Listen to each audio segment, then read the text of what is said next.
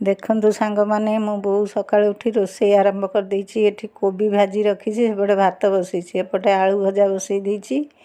मते कहला माँ टिके देखिबो तरकारीटा बसई देइथिबो। आ तार तो आलू भजा सरी गलानी। एबे से आलू तेल रे मटे गोटा गरम मसला पकई आ टिके टमाटो पकई देछि। टमाटो तार नरम हो, डाली सीटी मार दे जाइछि। टिके डालीटा बघार देबी, सोरिष और लंका पकई हेंगु पकई डाली बघारी। झीर पेरेंट्स मीटिंग अच्छी से स्कूल जीव बोधे से मत कही जाइए देखा गोटे डाली बघारी देली। टे धनिया पत्र भी डाली रे पकईदेली।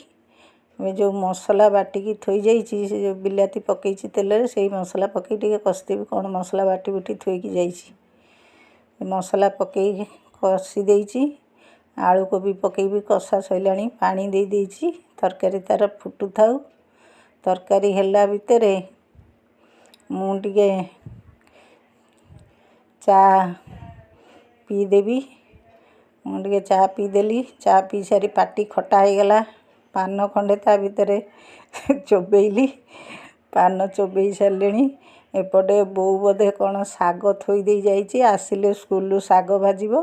एपटे मु टिके कोबी नाड़ आलू बैगण काटिकी रखी।